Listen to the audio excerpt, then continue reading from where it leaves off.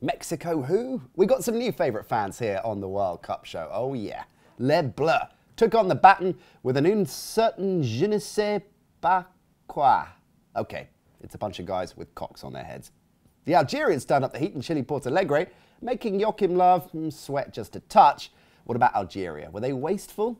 Germany off colour? Let us know what you thought about the big game in the comments below. And South Korea, well, they were greeted with a rain of toffee when they returned home yesterday. So we sent Marek Larwood out this morning to find out what other things the public would throw at their returning team. It's the Guardian World Cup show, everybody. Woo! All right. So Algeria fought a fight with just enough spirit to enable a chorus of patronising "Didn't the little guys do well?" with the Arab world, or was it Africa's, last representatives pushing Germany to the limit. In what was a closely fought battle, it soon became apparent that FIFA had forced Joachim Löw to play Per Mertesacker from the start, just to make the game a little more even. Things quicker than Mertesacker started trending on Twitter, somewhat ironically really, with every new contribution to the hashtag being significantly quicker than Mertesacker. Mertesacker fired back after the game, "Would you rather we played beautifully but got knocked out?" Well, now you come to mention it, Per. Germany's fullbacks struggled, leaving the fans to wonder if only we had a world-class right back in the squad.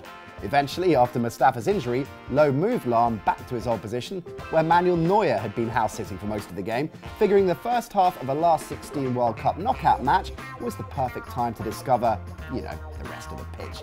ITV's Glenn Hoddle was so baffled by the one-sided first half that he mistook Algeria for Algeria. The problem for Algeria, sending Twitter into a Hoddle-bashing frenzy before members of Team Glenn pointed out that in Arabic, Algeria, well, is near enough pronounced the same, so it was obviously a deft touch of sensitivity from the former England manager. Less so was when Hoddle reminded us all that the ball doesn't get tired. Though things became a little bit clearer when we all realised that Gordon Strachan had flicked a switch in Hoddle's back just before the start of the game, setting him to 1987 mode. And Thomas Müller's free kick fail was so bizarre it simultaneously became both the best and worst free kick the world has ever seen. In fact, it was so bad that some cynical minds may have been a little bit suspect about it. Much like Cameroon's FA, the wonderfully named Feckerfoot, who were investigating allegations of match fixing with their focus a 4-0 defeat to Croatia, a result that aroused suspicion because, presumably, based on the way that they played, Cameroon should have lost at least 8 or 9-0. As for France-Nigeria, enigmatic keeper Vincent Enyeama was at fault for both French goals, enabling that patronising "there are no good goalkeepers in Africa" contingent of supporters to breathe a huge sigh of relief. Nigeria coach Stephen Keshi called the American ref Mark Geiger biased and then promptly resigned. So that's Nigeria heading home. Let's hope they don't get the same treatment as the South Korean team, who were greeted by a group of disgruntled fans who decided to throw toffee at their returning warriors.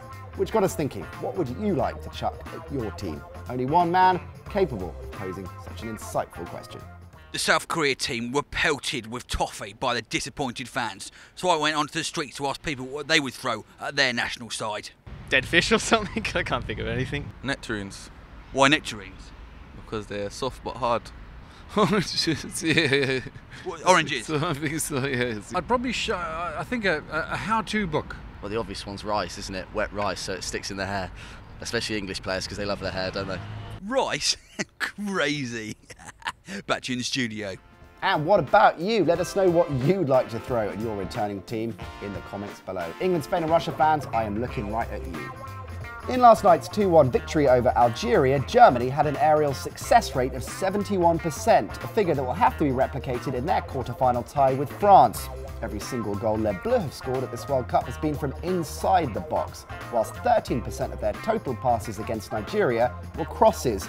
One other slight for Germany, Didier Deschamps is unbeaten in his 10 games as a player and manager at the World Cup.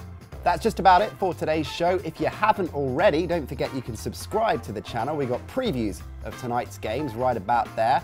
Incidentally, I'm going for a USA win on penalties and Argentina in 19 minutes. What about you? Let us know your predictions for the big games in the comments below. See you later.